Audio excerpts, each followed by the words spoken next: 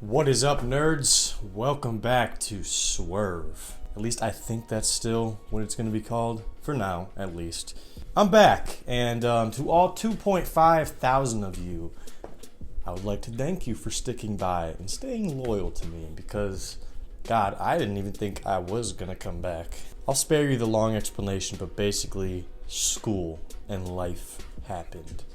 Now, since we last spoke, I have seen a lot of good movies and plenty that I want to talk about on here, even though they might be a little bit late, but none can come close to Sonic the Hedgehog 3. Yes, guys, I'm a nerd. I'm giving you this chance now to unsubscribe if that's not your gist. I will be covering other fan favorite films, of course, but I'm a movie nerd.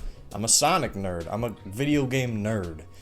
What can I say? With that being said, there will be spoilers in this video, but I'm going to give a good couple of minutes to go spoiler free so that everyone can enjoy this video. Alright, so let's get into it. Obviously, this video is coming 2 or 3 weeks after Sonic 3's release. But honestly, guys, it was too good to not talk about. And I don't have anybody else to talk to this about, so here I am talking to you guys. So thank you for watching. And let me just say, guys, like when I originally saw this movie, I was giddy. I was excited. I was happy. I was nervous. I thought it might be trash bringing Shadow into the movie universe, especially because the first 2 films were eh. But man, they delivered in this one. If you're not a Sonic fan or you're not a fan of these movies, now would be a great time to watch the trilogy. Besides the point, it is a kid's movie, and I'm a grown-up kid. But man, the feedback is very much heard from these directors. Starting back all the way since the film franchise was conceived, they listened to the fans, especially the director, Jeff Fowler, about what they wanted a Sonic movie to look like.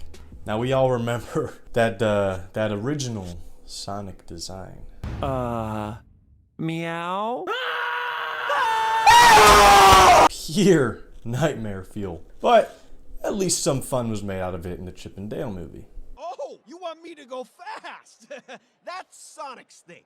Ugly Sonic goes slow, baby. Now when I say that Paramount and Jeff Fowler and everyone behind this movie improved on everything that they've been getting from the fans, I mean it.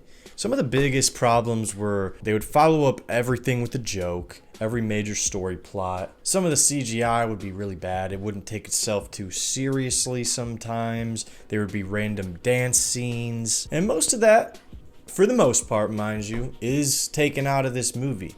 There are still kid fart jokes, of course, here and there. It happens, but the movie doesn't forget to take itself seriously when it needs to. I'm sure most people will say that this is their favorite Sonic movie, or even maybe their favorite piece of Sonic media ever. If you want my honest opinion, I only ever knew Sonic through Mario and Sonic at the Winter Olympic Games and Super Smash Bros. I knew who Sonic was. I barely ever played his games more than I played Mario's games, but I still loved Sonic. And I have been a follower of this movie franchise since it was first conceived. First announced, actually. Yes, I was there when this poster was revealed. Just seeing where the franchise has ended up now is, I'm pretty sure it makes everyone, including Sonic fans, very happy. Now, I did see this movie in theaters a total of twice. I'm hoping to go see it again. I'm not made of money right now, though, so I'm trying my best. But the first time I saw it with a couple of my friends who hadn't seen the first 2 movies, and they just wanted to go see this movie with me. I had no one else to see it with, and I didn't want to go alone. And to them, people that weren't Sonic fans, people that didn't see the first 2 movies, you know, they thought it was... I mean, it's alright, like... And the story was... It was okay. Just imagine how I had to feel like being right next to them 2 on opening night, sitting there, seeing all these things unfold, especially the last 30 minutes of this film, which had me giddy as a little child. And they were just sitting there, you know. They thought that last part was cool, but the rest of the movie, they just sat through. But, you know, that's totally fine. I get it. I understand their perspective. But for me, and once again, I can't stress this enough, those last 30 minutes, crazy. And I'm talking about Avengers level crazy. And that makes sense because the directors and the writers and the creators behind this movie have stated that that's the direction they want these movies to go, in an Avengers level route, basically. And one final thing that I can say that this movie greatly improved upon from the original two is the world building. I thought the second one did a great job of expanding the world, especially with the echidnas, the Master Emerald, all stuff from the video games. I've done my research. But this one just really takes the stakes a little bit higher. And one thing I could definitely say is the ending leaves a wide door open for more Sonic movies. So those who are fans, fret no more. Now with that being said, that will be my non-spoiler review. It was short, but there really is a lot I want to say about this, getting into spoilers. Starting off, Jim Carrey just continues to put a smile on my face in these movies. When I first originally saw that Sonic trailer, with the original design, I was like, Jim Carrey's gonna be the one to save this movie. He's gonna carry the whole thing. And although the design was changed in the end, first movie was still just alright. I truly can't imagine how the movie would have gone if Jim Carrey's Robotnik was not cast in that movie or any part of it at all. But not only does Jim Carrey play Ivo Robotnik in this one, he also plays his own grandfather, Gerald.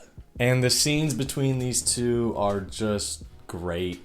Classic Jim Carrey nonsense. I mean, if you've seen any movie with Jim Carrey, you could basically guess that it's just going to be a lot of body humor and weird faces. And it's Jim Carrey. I mean, come on.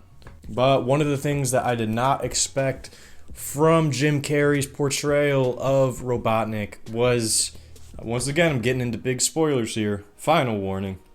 His sacrifice at the end. So the biggest problem that I have with this movie is that the stakes aren't really there. See, there's a part where Shadow knocks out Tom. There he is! There's my favorite white boy! Who's using one of Tails' devices to clone himself as Commander Walters. And Commander Walters was someone who was there at the moment of Maria's death. So, of course, with Shadow built up with rage, he gives Tom, a mere mortal human, a very strong blow to the chest, which doesn't kill him, surprisingly. But that's the other thing, is that when you're dealing with a kid's movie that also happens to be a beloved franchise for someone of my generation or older, then you're dealing with sort of a problem. See, yes, Maria did pass away, which happened in the game's lore, but I never really felt that connection with Maria like I hoped I kind of would in this movie. When I saw the trailers and I saw the scenes with them, I had to do my research and see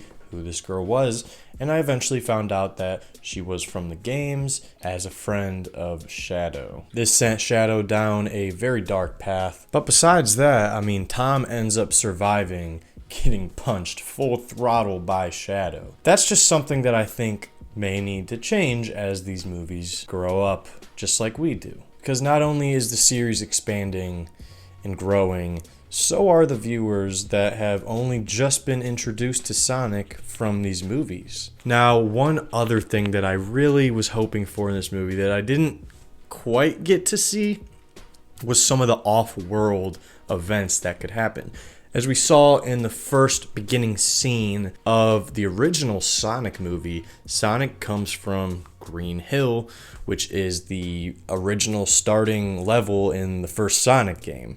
And we see it in full HD CGI. It looks amazing, but this is the last we see of any one of these planets, even in the third movie. Now, although I do think that it is so cool that they fought on the moon after Sonic punched Shadow with one punch, sending him all the way to the moon, I thought that was insane. Like, that was cool, a fight in space. And apparently I've been hearing that the song that played during the final battle where Sonic and Shadow team up is a song from Sonic Adventure 2, the game. And after doing some research, I found out just how closely these scenes really did play out. So, although I was a giddy fanboy with Sonic and Shadow going Super Saiyan, I wasn't exactly sure why. So, for even more hardcore Sonic fans, y'all had to be going crazy at that part. I can't even imagine. Something else I wanted to touch on was the appreciation for dropping Wade Whipple's character in this movie. Look, I know that actor has played parts in some other comedy sketches, some other movies, and he's been funny. I just don't think this movie is for him. I never watched the Knuckles TV series on Paramount Plus, a show about a beloved character such as Knuckles being overthrown by a human character in a Knuckles costume competing in a bowling competition. Really? Father, you can't leave me. I won't, son. I never. I'm not watching this! So I just decided to make an executive decision and pass on that one. But I like they did use Wade Whipple's character in one way, which of course was a joking way. And me personally, I just really never thought the character of Wade was that funny. And I think that the resting place for the Master Emerald being with Wade Whipple as a fearsome warrior was one of those situations where a very serious matter was kind of watered down with a joke. Especially a joke that watchers of the Knuckles series would only understand. I mean, I could put two and two together that that series was about both of them, and that's where the Master Emerald had to be hiding. Like when Knuckles said that it's guarded by a fearsome warrior, and you'll have to go through him to get the emerald, I knew exactly what he was talking about without even having to see the series. Another thing that I wanted to talk about is the role of the humans in this movie. Now, I know that a very big controversy was the humans being part of the first movie. It was basically going to be a movie about Sonic, someone who's fast, someone who can run really fast, joining a regular human in a car driving to San Francisco. What? What is wrong about that sentence? Now, although they do have in-movie explanations for why this is happening, the biggest blame has to be the budget for the movie. I mean, you could just tell that they weren't given a lot, but with the second two movies, you can tell that they were given a lot, especially due to the success of the first movie. And in the second movie, the humans did have a role in that as well, sometimes too big of a role. And if you know what I'm talking about the wedding scene from the second movie. And I ended up breaking the first rule of undercover work. Which is? Never fall in love. What the? I'm watching a Sonic movie here. What's going on? No one came to watch a wedding scene between humans. We came to see Sonic the freaking Hedgehog, man. Luckily, the humans do take a backseat in this movie, which had me smiling, had me happy. Although I do love James Marsden, I think that his role needed to be the dad that gives the pep talk before the adventure, during, and after, and that's about it. And then there are the characters of Randall and Rachel, the two characters who got married in the second movie, who make cameos, but in a good, appropriate way. Obviously, these two were part of the first two movies. At least Rachel was part of the first movie, Randall was part of the second, and they were inevitably gonna make appearances in this movie. But the way they did it, where Tom and Maddie cloaked themselves as Rachel and Randall, people who work for the Gun Corporation, I thought it was creatively and well executed. And it was a good answer to everyone who didn't like the humans in the first two movies. Another thing that absolutely needs to be talked about is the characters of Tails, Knuckles, Sonic, and Shadow. Starting off with the newest one, Shadow, voiced by Keanu Reeves. I think he did a pretty good job. Look, I've never been like the biggest Sonic the Hedgehog super fan in the world. Never really played the games, but I know that Shadow is supposed to be a very like edgy, quiet, or mysterious, nonchalant type of hedgehog, you know? And I think casting Keanu Reeves for this role just kind of made sense. There were some times when I felt like his voice didn't quite match up with the hedgehog we were seeing talk on screen, but besides that, I think he did an overall really good job. Then we have Knuckles, who, you know, my biggest problem with Knuckles is that they tried to kind of treat him like Drax from the MCU, you know, just like a big, strong idiot. In the movie world, that's kind of just like run-of-the-mill strong guy stuff. Usually the handicap for a very strong and muscular guy is that they're not super smart. And then we have Tails, who I thought was given so much more to do in this movie than the last one. It was insane. I actually really thoroughly enjoyed all of the scenes with Tails, especially when he was like showing the schematics of how to get into gun headquarters and breaking down the plan for the heist of the key card. I thought all of that was seriously well done. I thought it was amazing that they gave Tails a lot more to do than just be like, oh my god, only Sonic the Hedgehog would do that. And he deserves it because Tails, especially being voiced by the original Tails voice actor, Colleen O'Shaughnessy, deserved way more than that in this movie. And way more he got. Finally, Sonic. Look, we're all going into this movie to see the blue blur, the fast hedgehog, the supersonic speed hedgehog, and you are gonna get a lot of that. But the biggest problem, I think, with the past two movies is that Sonic's jokes didn't really land, and a lot of the times just came off as cringy. Now, I love Ben Schwartz as much as the next guy, but he kind of kept doing that in this movie. But what I will say is that he did it a lot less, and Sonic had a lot more serious moments. There was this one part when Tom got injured and Sonic didn't know what else to do, so he's like, I gotta get the Master Emerald, turn into Super Sonic, and just go stop him easily. But obviously the trio made an agreement, a pact, that they would never use the Master Emerald for vengeance or anything of the matter. And when Knuckles refuses to give up the location of the Emerald, Sonic gets pissed. And I just thought that that was a really good breath of fresh air. I really enjoyed that part. I just thought that it was really good for Sonic's character.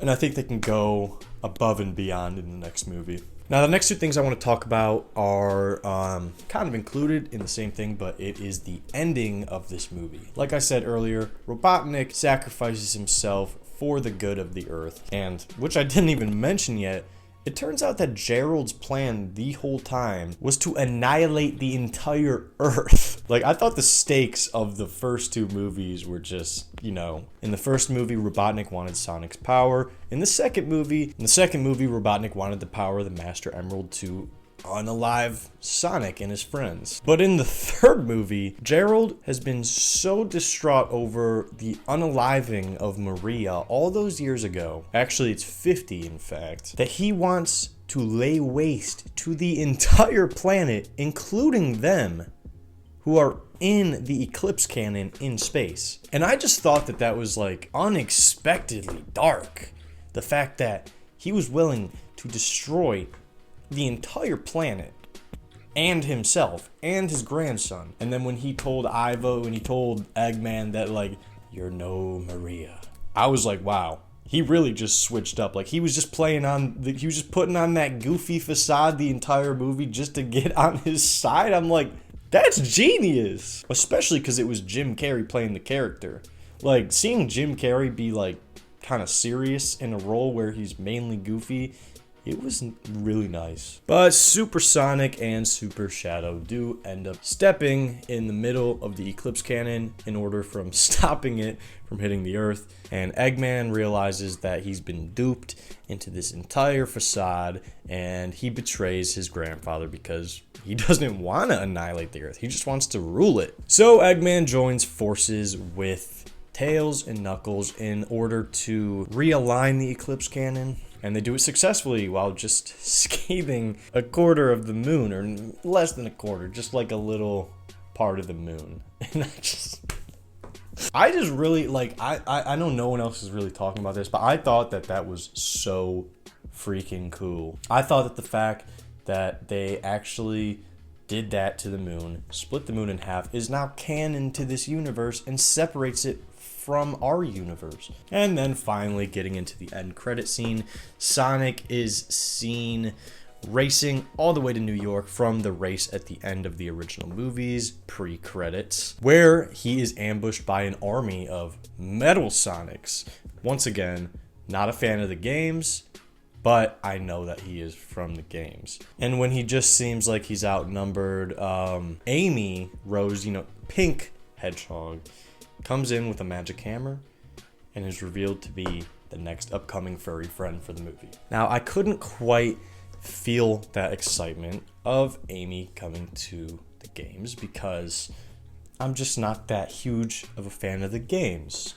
I'm trying to. I played Sonic Frontiers and I thought it was pretty good, but I just didn't get that overall fanboy giddiness from that end credit scene. The Metal Sonic part, though, I did think was cool. And with all that being said, guys, I wanted to thank you so much for stopping by this video and giving it a chance, even if you only watched the spoiler-free section. Your feedback means more to me than you could possibly know, as I'm here starting fresh on this YouTube channel, and I would love any input I can get. If you think I deserve background music, if you think there needs to be more editing, if you think anything, please drop it in the comments. I would love to read your feedback. All right, guys, this has been Andrew, or Swerve as of now.